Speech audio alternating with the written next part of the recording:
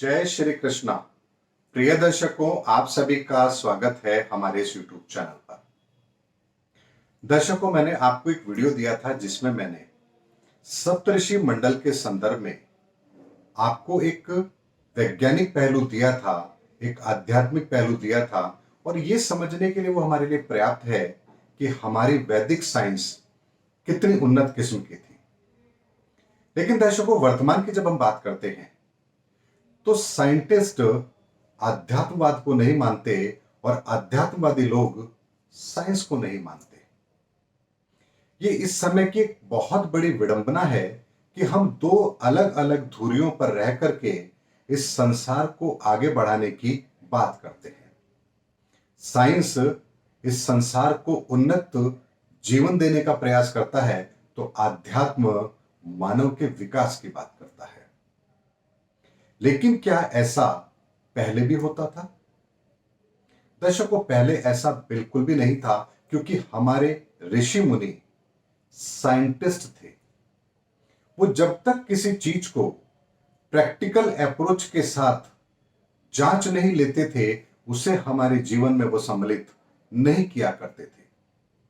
और इसीलिए ऋषियों को गृहस्थ जीवन में रहने की आज्ञा होती थी। वो विवाह भी करते थे, संतान उत्पत्ति भी करते थे, और ब्रह्मांड के रहस्यों को भी समझा करते थे, और उनके आधार पर संसार को उसका क्या समाधान दिया जा सकता है, संसार को उसका क्या हल दिया जा सकता है, उसका बेनिफिट उन्हें कैसे मिले, इसके लिए वो प्रैक्टिकल भी किया करते थे। चाहे फिर यज्ञ हो, अनुष्ठान हो, मंत्र के द्वारा उसका कुछ वैदिक लॉजिक हो, या किसी और तरीके से, या आयुर्वेद के द्वारा, जड़ी बूटी के द्वारा, यानी हर तरह से वो ये प्रयास करते थे कि हर इंसान का जीवन सुगम हो। अब एक बात को हम और समझते हैं। अगर हमारे वैदिक समय पर हमारे ऋषि मुनि साइंटिस्ट नहीं थे, तो दिव्यास्त्र क्या थे? अश्विनी कुमार, च्यवन ऋषि, ये सब क्या था?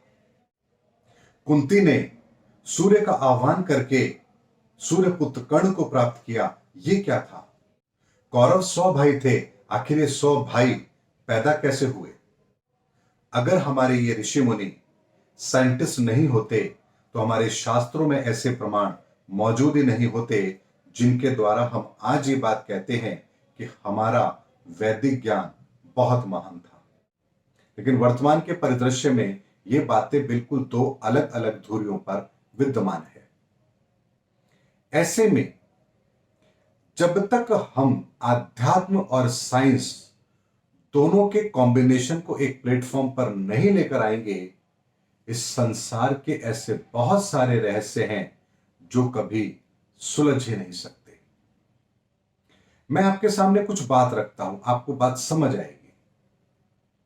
आत्मा के संदर्भ में हमारा आध्यात्मवादी रवैया क्या कहता है? हमारे मन के बारे में, हमारी सोच के बारे में, हमारे मन में व्याप्त लालच के बारे में हम सब लोग अच्छी तरह से जानते हैं। लेकिन क्या साइंटिफिकली आत्मा को प्रूफ किया जा सकता है? मन शरीर में कहां रहता है, कैसे काम करता है, उसकी अवस्था क्या है, वो कैसा दिखता है, क्या साइंस के आधार पर इसको प्रूफ किया जा सकता है? लालच हमारे मन में कहां रहता है, किस तरह से दिखता है, कैसे काम करता है, क्या इसे साइंस के माध्यम से बताया जा सकता है? हमारी सोच, अगले पल हम क्या सोचेंगे या हम क्या सोचते हैं, हमारे सोचने का दायरा क्या है, क्या ये साइंस के माध्यम से बताया जा सकता है? लेकिन आध्यात्म में इनका एक बहुत बड़ा स्थान है। ऐसे में आध्यात्म और साइंस, ये दो ऐसे दो बिंदु हैं जो एक दूसरे के पूरक हैं, लेकिन इन दोनों के बिना कोई चीज संभव भी नहीं है। ये एक सिक्के के दो पहलू हैं। फर्क इतना है कि हमें इन दोनों को एक साथ एक प्लेटफॉर्म पर ला करके फिर एक नए दृष्टिकोण से जब हम चीजों को देखेंगे, तो हमारे सामने इस संसार के सारे रहस्य भी जरूर प्रकट होंगे। इसलिए दर्शकों, आध्यात्म और साइंस, इन दोनों का कॉम्बिनेशन होना बहुत जरूरी है, क्योंकि एक साइंटिस्ट आध्यात्मवादी नहीं होता और एक आध्यात्मवादी व्यक्ति साइंटिस्ट नहीं होता। और जब तक ये दोनों नहीं होंगे, इस ब्रह्मांड के रहस्य भी हमें समझ नहीं आएंगे।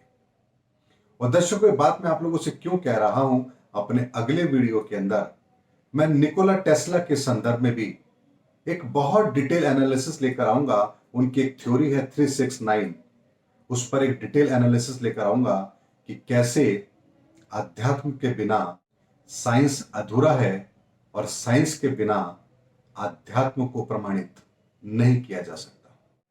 मिलते हैं दर्शकों अगले वीडियो के अंदर। तब तक हमारे चैनल पर बने रहिए, क्योंकि आने वाली वीडियो में मैं इसी तरह से बहुत इंटरेस्टिंग आप लोगों के सामने लेकर आऊंगा, जिसमें आपको बहुत सारे रहस्य समझ में भी आएंगे। क्योंकि ये ज्योतिष से जुड़ी हुई जानकारी है जिसे हम भूल बैठे हैं। हम केवल 27 नक्षत्र, 12 राशियां और 9 ग्रहों की बातें करते हैं, जबकि हकीकत यह है कि ज्योतिष इसके बहुत पहले से आरंभ होता है। मिलते हैं अगले वीडियो के अंदर। तब तक के लिए जय हिंद, जय भारत।